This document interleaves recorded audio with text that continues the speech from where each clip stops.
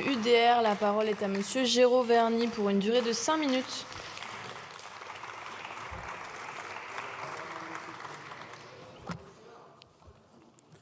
Monsieur Morel, si l'OFCE nous explique que la croissance sera que de 0,8, c'est à cause de l'augmentation de la fiscalité et non pas de la baisse des dépenses. Madame la Présidente, Messieurs les ministres, mes chers collègues, les réformes menées ces dernières années pour répondre aux défis structurels de la France portent leurs fruits.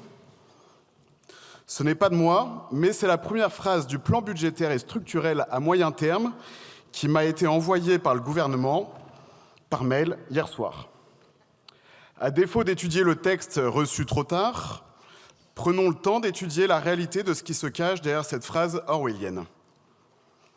Pardonnez-moi, mes chers collègues de la Commission des finances, car je vais être redondant, mais le gouvernement l'est tout autant. Sur les 7 dernières années, la dette publique a explosé de 950 milliards d'euros, alors que le PIB n'a cru que de 530 milliards.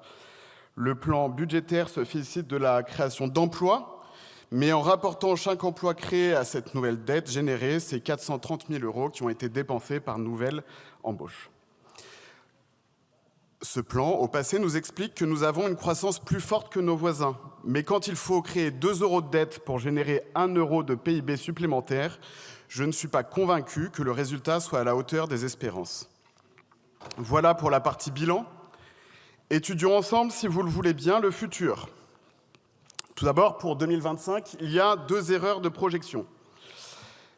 Le gouvernement table sur 1,1% de croissance, mais selon l'OFCE, qui est, je le rappelle, un organisme public financé par le ministère de l'Enseignement supérieur, au sein de Sciences Po, dont on ne peut plus suspecter une ligne de droite libérale, explique que la hausse des impôts du projet de loi de finances 2025, version spoliatrice du nouveau Front populaire qui n'a de populaire que le nom, fera ralentir la croissance prévue en 2025 à 0,8.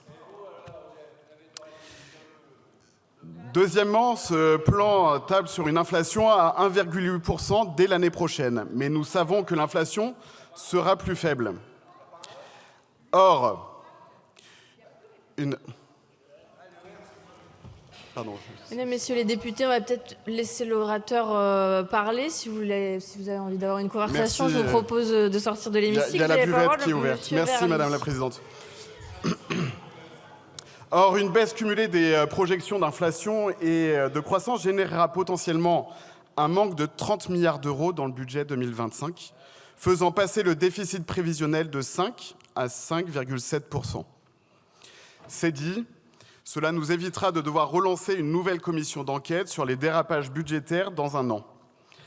Plutôt que de rester dans le marasme inextricable de cette situation, je vous propose de prendre un bol d'air pur dans les montagnes suisses pour voir comment se passe la vie économique chez nos voisins le plus vertueux sur le plan budgétaire. Je vous propose quelques chiffres. Le taux de pauvreté en Suisse est de 3,8% quand il est de 14,4% en France. Le taux de chômage en Suisse est de 4,1% quand il est de 7,3% en France. Le taux d'emploi industriel en Suisse est de 20,2% quand il est de 13,3% en France. La part de l'industrie dans le PIB suisse est de 20% quand elle est de 9% en France. Et pourtant, le salaire moyen annuel en Suisse est de 82 000 euros bruts quand il est de 36 000 euros bruts en France. À écouter la gauche, nous pourrions imaginer que la Suisse doit être un paradis collectiviste pour avoir d'aussi bonnes statistiques. Raté. La dépense publique suisse est de 38% du PIB quand elle est de 58% en France. Résultat, la dette publique de la Suisse n'est que de 39% du PIB quand elle représente 113% du PIB en France. Je vous le dis avec gravité, chers collègues, si nous ne réduisons pas massivement la dépense publique, et nous ne nous obligeons pas à voter un budget qui ne crée pas 1 euro de dette supplémentaire, dans un an, la situation sera encore plus compliquée à gérer.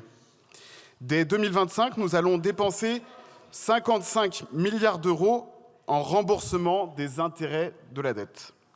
Cela correspond à, grosso modo, 1 million de postes de professeurs, 900 000 policiers ou gendarmes, 600 000 magistrats, 27 000 bureaux de poste dans nos campagnes, etc., etc. En conclusion, chers collègues, je vous dirais que nous avons le pouvoir de faire les bons choix. Mais si nous continuons à mal utiliser la liberté que nos pères ont si chèrement défendue, nous aurons demain le FMI à Paris pour mettre en place un plan d'austérité. Je n'ai qu'un souhait, que nous fassions nôtre ce vers de Baudelaire. Tu m'as donné ta boue et j'en ai fait de l'or. Je vous remercie. Merci, monsieur le député.